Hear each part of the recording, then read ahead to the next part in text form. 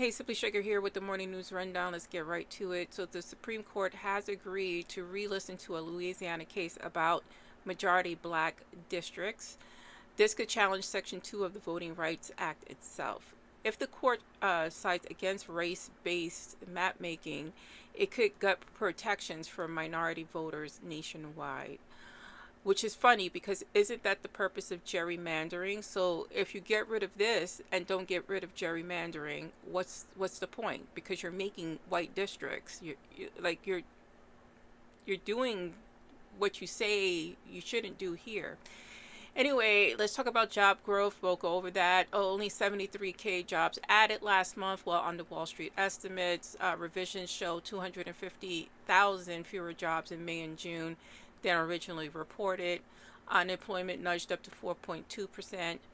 Trump addressed this by firing the labor stats chief, Erica McAntifar, accused her of bad math and being Biden leftover. He also went on a Truth Social rampage saying that this was a Democratic attack against him and how they try to make him and the GOP look bad. No, your tariffs are making you look bad. What you're doing to the American people are making you look bad.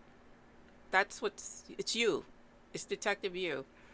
Moving on, Trump revealed on Truth Social that the U.S. submarines are now stationed closer to Russia, said it was retaliation for Dmitry Medyev's threats. The White House calls it strategic repositioning, and we call it a red herring to get the shine off of his job numbers and the Epstein files. Speaking of the Epstein files, Ghislaine Maxwell was moved to Camp Bryan in Texas, a low-security prison.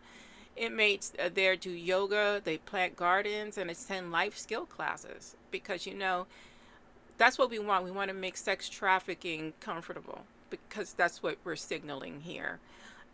Comes as no surprise as, they're considering commutation or presidential pardon for Ghislaine because, you don't want her pointing the finger at Donald Trump. Bloomberg confirms Donald Trump's name was redacted from the Epstein files via, federal employees.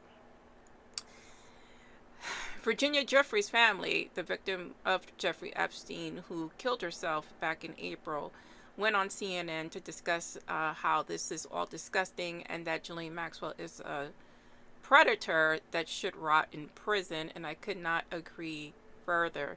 They also said that the president's statements that she was stolen totally ignores her abuse, as she is a person and she was a child when this occurred and not an object.